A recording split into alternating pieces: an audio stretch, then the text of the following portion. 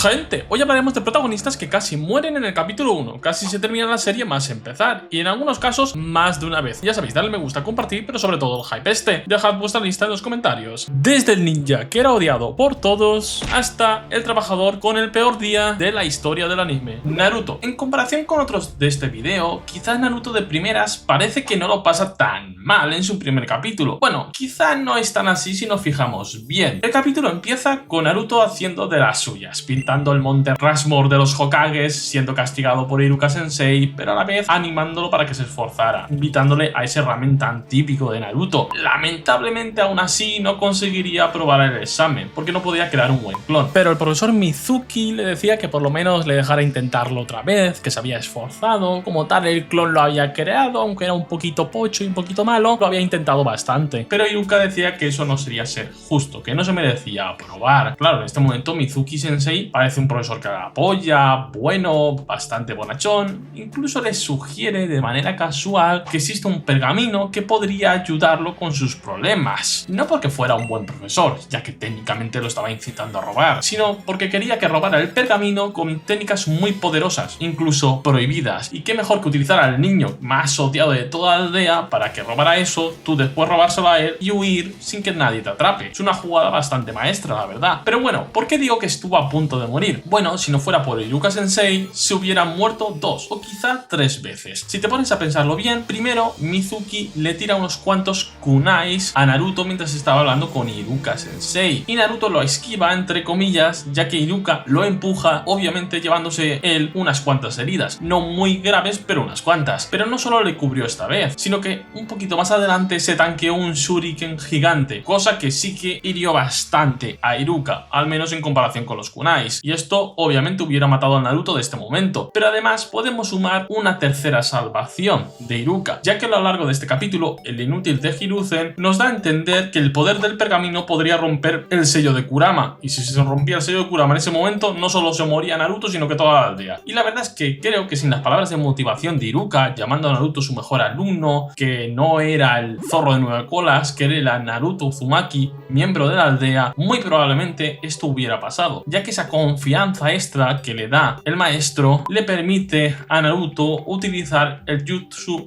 de multiclones de sombra, tan característico de Naruto, con esos no sé cuántos cientos o miles de clones con los que derrota a Mizuki de manera muy sencilla. Así que sí, técnicamente Iruka Sensei se marcó un pedazo capítulo 1 salvando a su alumno varias veces en un solo capítulo. Una pena que después no se utilizara tanto a este hombre, se merecía más cariño por parte de Kishimoto. Pero bueno, sigamos. Deku, de Boku no Hero Academia. Probablemente de este vídeo sea uno de los que tiene el capítulo 1 más relativamente tranquilo y chill. Y aún así le pasaron varias cosas mientras volvía a casa después de recibir bullying de Bakugo, un personaje muy amado por cierto sector, sobre todo femenino, que nunca lo entenderé. Y recordemos que le hizo un buen bullying, ya que literalmente le dijo que se desuscribiera de la vida. El pobre chaval se encontraría con el villano del lodo mientras volvía a casa, un delincuente con el queer de convertirse en lodo, como dice el nombre. Ser más o menos intangible al daño físico normal, a no ser que provoques gran presión como el Mai, y poder controlar a la gente, que eso es lo interesante, cosa que intentó con Deku para poder escapar. Por suerte aparecería All Might y lo salvaría, pero irónicamente casi lo mataría después. Sí, All Might lo puso en más peligro, ya que Deku, queriéndole preguntar si podía ser un héroe aún sin queer, se cogería a All Might mientras este saltaba, y el mamón de All Might intentaría que se soltara, teniendo en cuenta que estaba a varios metros de altura. Se llega a caer desde esa altura y bueno, quizás sobrevive, pero siendo un sin queer y además ahora inválido, pobrecito Deku, menuda vida le hubiera tocado vivir. Pero esto no acaba aquí. Debido al forcejeo con Deku y All Might, se le caería la botella donde tenía al villano del lodo encerrado, y este atraparía al imbécil de Bakugo. Y cuando Deku vio esto, vio a su amorcito de la vida atrapado, no pudo dudar y se lanzó corriendo para salvarlo, pese a no poder hacer nada. Por suerte All Might estaba ahí, y al ver este acto de heroísmo o de estupidez, ya cada uno queda, se animó a seguir luchando pese a estar ya en su límite, salvando a los dos chavales. Además, este acto heroico haría que All Might le confiara más adelante el One for All. Sí, en comparación quizá a otros no tuvo tan mal inicio, pero creo que valía la pena mencionarlo. Ahora pasemos a uno que sí que estuvo puteado de verdad. Kaneki, de Tokyo Ghoul. La verdad es que este pobre chico pasó de tener el mejor día de su vida al peor en cuestión de segundos. El capítulo empieza con Kaneki tranquilo en una cafetería hablando con su amigo de una chica que le parece muy linda, muy guapa, que lee lo mismo que él y que justamente va a esa cafetería cafetería donde están tomando tranquilamente pues, su café y sus cosas. Y por cosas de la vida acabarían hablando, ya que compartían los mismos gustos de lectura y de hecho estaban leyendo el mismo libro. Y bueno, pues acabarían quedando una cita con una mujer muy guapa y muy preciosa. Kaneki estaba que no se lo creía el pobre. Todo parecía perfecto y hermoso. La cita se dio, compartían gustos, una chica muy mona, delicada porque comía muy poquito, quería adelgazar, cosa que quizá era una pista de algo, no simplemente se estaba cuidando, ya que la mujer no estaba para nada gorda. Pero bueno, la cita avanzó bien, hasta compartían temas de tipo de sangre, que ya sabéis que eso para los japos es súper importante, supersticiones suyas, al fin y al cabo. Y la mujer le pidió que la acompañara a casa, no simplemente para avanzar un poco más en el tema, sino porque lamentablemente cerca de su casa había habido el accidente con el Ghoul hace unos días. Los Ghouls en este universo son seres que parecen humanos, básicamente son humanos, pero que solo pueden comer carne humana y beber café, aparte de ser mucho más fuertes que un humano y estar adaptados para el combate, ya que tienen pues diferentes tipos de armas biológicas, por así decirlo, ya sean garras u otro tipo de armas. Y cuando parecía que iba a coronar la noche, por acompañarla, Rize se acerca, parece que va a besarle, pero no. Digamos que el beso fue un poquito más duro de lo habitual, ya que le mordió todo el cuello, y no de forma sensual. Bueno, quizá a alguno le gusta así, no me voy a meter en eso, pero digamos que le mordió muy fuerte, ya que se lo quería comer, no de manera sexual, sino que ella era el Ghoul y ya lo iba a matar. De hecho ya le había hecho algún que otro agujerito, pero para supuesta suerte de Kaneki pasó un accidente afortunado, podríamos decir, y unas vigas caerían sobre la señorita, y una operación misteriosa lo convertiría en Ghoul, o medio Ghoul, mejor dicho. Sí, probablemente una de las peores citas de toda la historia del anime. ¡Ey! Si te está gustando, ya sabes, dale like, compártelo, pero sobre todo el hype este y atento al canal que se vienen cosas nuevas. Ludo, de Gachakuta. En el mundo de Gachakuta, o bueno, en la ciudad en la que vivía Ludo, la sociedad está partida en dos. La parte más rica, que no se preocupa por las cosas materiales, se le ensucia un peluche a una niña y en vez de lavarlo literalmente lo tiran. Y la parte donde vivía Ludo, que son los más pobres, rollo chabolas de toda la vida. Aún así, técnicamente estos son privilegiados en comparación con los de abajo. Pero bueno, la cosa para Ludo se complica desde el primer momento, ya que él está registrando la basura para ver si encuentra algo interesante. Y los vigilantes lo encuentran. Y bueno, están a punto de matarlo a balazos. Pero obviamente esto no se queda aquí. Al poco tiempo, lamentablemente, alguien asesinaría a su padre adoptivo, Lecto. Y los guardianes lo inculparían a él, porque estaba manchado de sangre, aunque era porque había chocado con el supuesto asesino de su padre, o eso parecía. Así que lo condenaron a caer por el abismo, ya que es una especie de ciudad flotante. Ludo fue arrojado desde una altura de miles y miles de metros. Bueno, pues ya está, debería morir. Pues no, al caer vio una criatura extraña y cayó sobre un montón de basura. Parecía estar más o menos bien para la altura, pero no, nada más caer se encuentra una bestia de basura. Estos seres nacen en principio de la gran acumulación de desechos y basura humana. Suelen tener formas bastante animal y atacan con extrema violencia a los humanos. Así que sí, técnicamente Ludo estuvo a punto de morir 3 veces solo en el capítulo 1. Es iniciar bastante mal tu manga, la verdad. Y ojito, técnicamente Ludo estuvo a punto de morir una vez más, incluso en este capítulo, aunque esta información no la recibimos en este capítulo, sino después. Básicamente, al estar varios minutos en una zona con gran acumulación de basura, en el universo de Gachakuta te puede llevar a la muerte, ya que básicamente el aire es extremadamente tóxico. Bueno, como en la vida real, ¿no? Pero a otro nivel, ya que aquí los niveles de basura son otra cosa. Es la India plus ultra omega, por así decirlo. Pero bueno, pasemos a otro personaje, Tanjiro, de Kimetsu no Yaiba. Este caso va a ser un poco especial, porque primero os comentaré todas las veces que estuvo a punto de morir y después os comentaré la cantidad de veces que evitó morir o evitó el destino de su familia a manos de Muzan a lo largo del capítulo. Ya veréis a qué me refiero. Bueno, cuando Tanjiro vuelve a casa se encuentra todo el percal, toda la familia muerta, menos su hermana Nezuko. Así que la recoge, se la pone en la espalda y se marcha hacia el pueblo para intentar salvarla. Pero de golpe su hermana se despierta y con todo el movimiento y el ajetreo cae por un barranco. Para su suerte se salva por caer en la nieve, cosa que amortigua su caída. Si no, probablemente hubiera muerto o acabado tan herido que a la larga habría muerto, ya que romperte las piernas en medio de la montaña con toda tu familia muerta, complicado salvarse. Pero no, solo esta vez está a punto de morir, ya que su hermana, recién convertida en demonio, digamos que tenía un poco de hambre e intentaría comérselo, pero para su suerte conseguiría detenerla y con sus palabras conseguiría alcanzar el corazón de Nezuko, suplicándole que parara, que se controlara, que podía contra eso, cosa que fue así. A diferencia de los demás demonios que se comerían a cualquiera, Nezuko se detuvo y no solo eso, sino que después protegió a su hermano de Tomioka, aunque a Tomioka no lo cuento porque obviamente Tomioka en ningún momento intentó matar a Tanjiro de verdad. Pero bien, ¿por qué he dicho que Tanjiro evitó varias veces sufrir el mismo destino de su familia? Pues porque el ser responsable lo salvó. De primera se fue a vender carbón al pueblo, aunque la madre, viendo el clima, le dijo que no hacía falta, que ya iría otro día. pero Tanjiro, como buen hermano mayor responsable, más desde que su padre murió, dijo que sí, que se acercaba Año Nuevo y que los niños querían comer buena comida, así que se fue a vender carbón al pueblo. En el pueblo se le hizo tarde porque se puso a ayudar a varios vecinos, para que oliera quien había roto los platos, que si fue un gato, a ayudar a mover equipaje, entre otras cosas. Y cuando volvía a casa ya, un vecino, un poco solitario y raro, le dijo que se quedara a dormir y que no había discusión y que no intentara decirle un pero, que estar en las montañas de noche era peligroso, ya que estaban los demonios, cosa que Tanjiro de manera irónica no quería. Pensaba que el hombre era un poco extraño, pero que aún así era un buen tipo, que simplemente pues se quedó ahí a dormir y ya está. Y obviamente Tanjiro al llegar a casa se daría cuenta que el vecino sí que tenía razón. Los demonios están y por la noche son muy peligrosos. Bastante curioso, el ser responsable lo salvó unas cuantas veces. Fuko, de un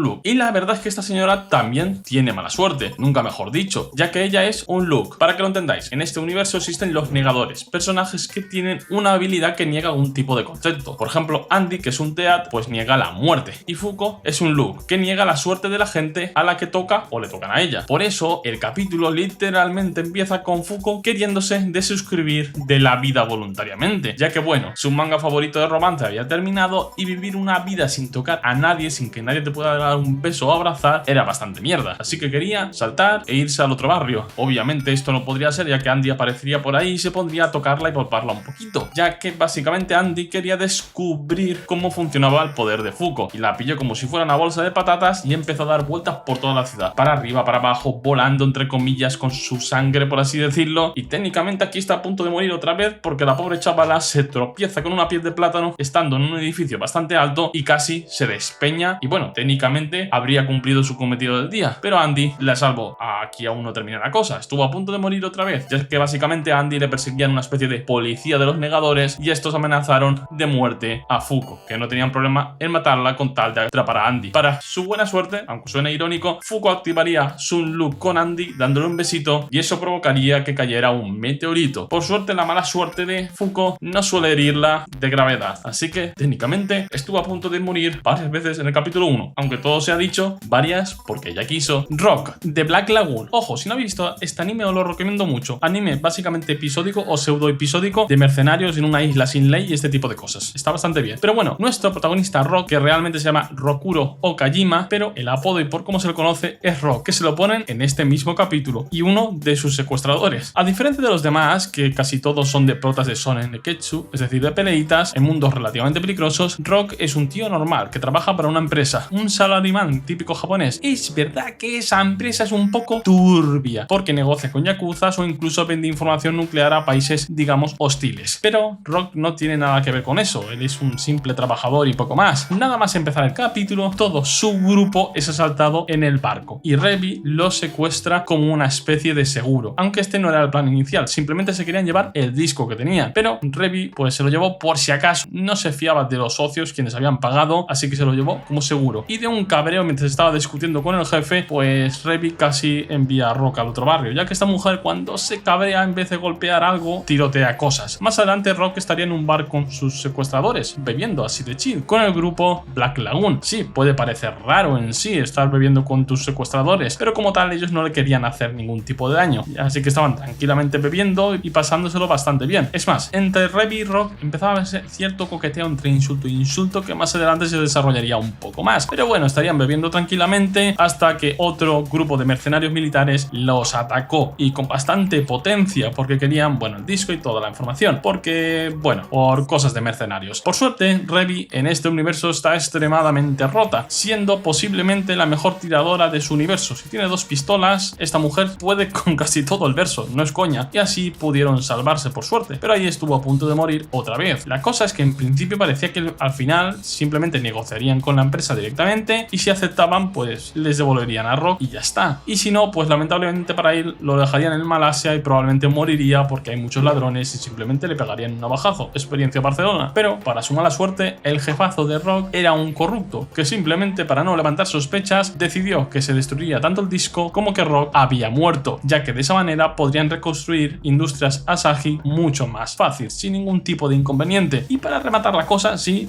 con esto no hay suficiente, los mercenarios volverían con un helicóptero mientras que ellos estaban en un barco. Todo parecía perdido, no tenían forma de dañar al helicóptero. Como nos dijo Obi-Wan, la altura es importante, pero Rock se le ocurrió usar utilizar como trampolín otro barco que estaba encallado por ahí y básicamente saltar por los aires, y cuando estuvieran a la altura del helicóptero, ellos pararse con un ancla, soltar uno de los misiles que llevaban para explotar el helicóptero. Sí, un plan seguramente muy poco realista y nada físicamente correcto, pero la verdad es que estuvo bastante guapo. Y cuando parecía que Rock podía volver a casa, tener una vida normal, ya que el jefe apareció y al final dijo: mira, no pasa nada, te puedes volver, no has muerto. Él dijo que sí, sí que había muerto, y se quedó a trabajar para los mercenarios. La verdad es que es un primer capítulo muy duro. Pasas de ser una persona normal a casi morir varias veces y al final a trabajar con tus mismos secuestradores. Y más adelante pseudo enamorarte o tener un coqueteo raro con la mujer que intentó matarte un par de veces.